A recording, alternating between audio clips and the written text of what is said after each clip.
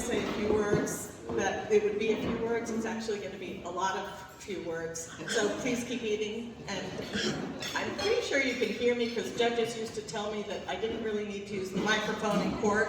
But since I'm saying more than a few words, if you can't hear me, please let me know. I would want to do something about the microphone. Thank you, everyone. I'm overwhelmed.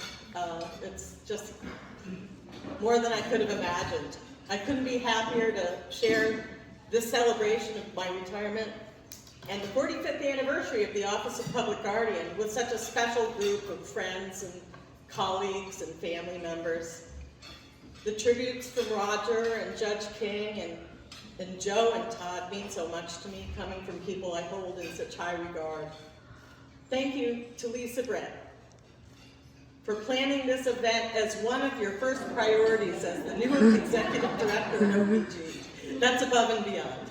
Lisa Brett has the skills, heart, and drive to meet the moment at OPG, and I'm confident OPG is in good hands. I'd like to introduce a few special guests. My daughters, Jenna and Tess, are here tonight, and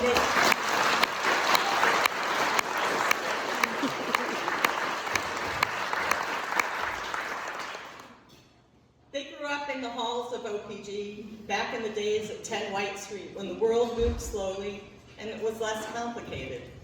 Children and pets were often seen roaming the halls. For the children of that generation, coming to the office was a fun and welcoming environment. Thank you, girls, for sharing the journey with me. My closest childhood friend, Kevin Huckshorn, is here tonight. She and I shared many milestone moments growing up together in South Florida. We've always shown up for each other, and the same can be said about Dave Hyatt, also here tonight, who I met in legal skills class the first week at Frank's, as Judge King called it, at first week of law school, and we've been great friends ever since. Dave could write the book on loyalty. 40 years ago, I was a 28-year-old law school graduate seeking a career blending law and social service. My dream job was to advocate for vulnerable people and support them in seeing their own dreams realized.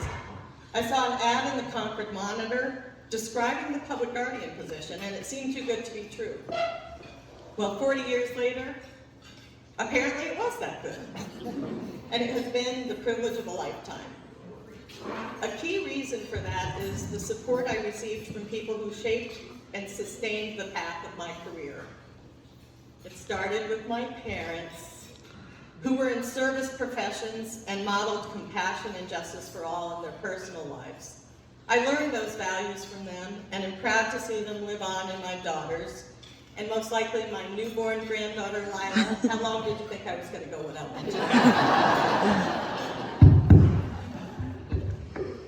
Dick Cohen and John McIntosh. They were at the helm of the Institutional Law Project at New Hampshire Legal Assistance in the 1980s, and I was fortunate to clerk for them while I was in law school, and that was at the height of the Laconia State School lawsuit.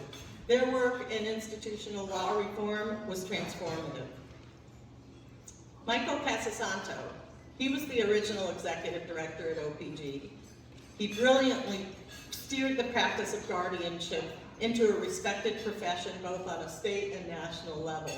He was a founding member of the National Guardianship Association and an author of the Model Code of Ethics for Guardians. He believed in me and was an important teacher. The OPG Board of Directors, some of my all-time favorite people. I can't overstate the impact their collective wisdom and support has had on me personally and professionally.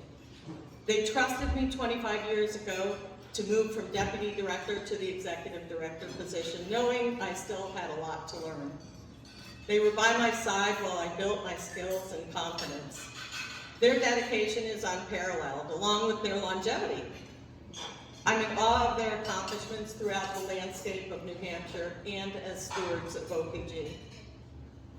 Judge Marr and Judge David King, the two administrative judges of the probate circuit court in New Hampshire, who I've been privileged to collaborate with over the past 4 decades. Judge King, one of the hardest working, wisest, and most honorable people with the title honorable I will ever know.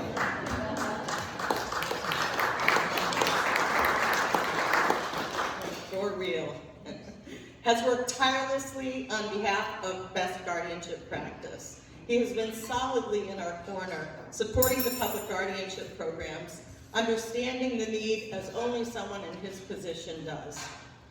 We're fortunate to have such a committed, compassionate core group of judges in the probate division, and some of them are here with us tonight. Patty Cole, the guardianship coordinator, has been an invaluable asset to OPG and a friend. OPG and I have grown a lot over the past decades. We've grown from 2.5 staff in 1979 to 53 in 2024, from serving just 3 individuals to nearly 1,200, from a state agency to a nonprofit contracting with the state to serve a variety of individuals along with our private work. From pink phone message slips, handwritten case notes, typewriters and beepers, to voicemail, cell phones, laptops, and electronic files. From on-call duty lasting a month at a time to the sometimes 24-hour stints feeling like an eternity. I've evolved from being somewhat cautious and conflict averse to being a leader who prioritizes clarity of message, trust and respect for all, talking less and listening more. That is still a work in progress. Keeping an open door and an open mind, and understanding the importance of a work-life balance by supporting flexibility and autonomy. I'm proud there are some things that haven't changed. Most importantly, our mission, protecting the legal and human rights of people we serve by exercising the highest ethical standards in decision-making. That means embracing our authority while also remaining humbled by it, and that's important to remember, keeping in mind how we would want that authority exercised if the roles were reversed. It also means the answer to questions about how to proceed in a given case is often, it depends. And that's because every human deserves to be honored for their unique selves and decisions made about their lives. I'm grateful to have worked alongside colleagues at DHHS, Social Security, and provider agencies who share wholeheartedly in this people-first commitment. The other thing that hasn't changed is our office culture. We are privileged and challenged to support people 24/7 on their life's journey. It's gratifying and it's hard. For 45 years, OPG's culture has been one of camaraderie, collaboration, and communication. We are each other's best teachers and best students. It's a diverse community of talented, dedicated individuals who care deeply for one another, and it's something very special that we worked hard to protect. Okay. Time for a speed round through some memories, not including the ones I've sworn will stay in the vault. So, in no particular order. Guardian second interviews. Our squad who puts candidates through their paces like a baptism by fire worthy of a Saturday Night Live sketch. Staff retreat to York Harbor, the facilitator telling us we were the nosiest group she had ever met. And I mean, we are trained to excel at information gathering, so there's that. Searching for phone booths on rural roads when my beeper went off. Attending the first ever National Guardianship Association conference and serving 6 years on their board. Promoting guardianship certification and attendance at the conferences, and making memories outside of the office, back to that thing about the vault. Our annual OPG outings, also known as Big Fun Day. The year lightning struck near the boat on Lakewood and Pisaki. The year a simple volleyball game was so entertaining that a clip actually landed on America's Funniest Home Videos. True. The year Mark had to rescue weary paddlers on the Kentucky River. And of course, those scavenger hunts. Big pivots during COVID and how our staff met the challenge and found creative ways to take care of each other, get the work done, and see as many of our people as possible. Keeping colored paper clips around for Becca and Sammy Rotman when they were little, because they loved to make them into chains while asking me giggly, probing questions about their mother, our dear Sherry. Wednesday Sandwich Club, occasionally combined with Cage Bingo. Holiday parties at the Common Man. It was all about the buffet and the games, which is obviously a reason why the explanation for why we're such a hungry and competitive bunch.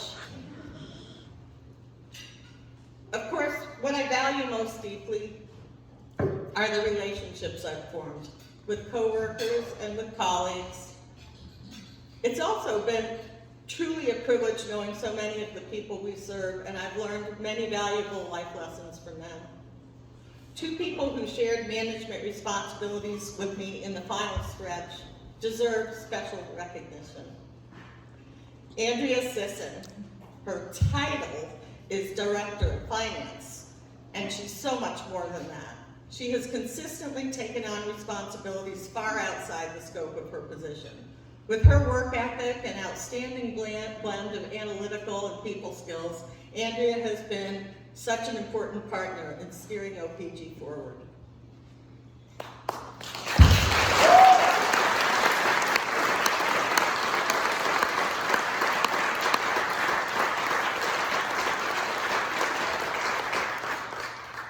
You know you're next. Mary Michaud. As our Director of Guardian Services, she leads by example and is universally respected by all of our staff and throughout the state of New Hampshire. Her integrity and ability to see clearly, even on the stormiest of days, is exceptional. Mary has been my rock and my North Star.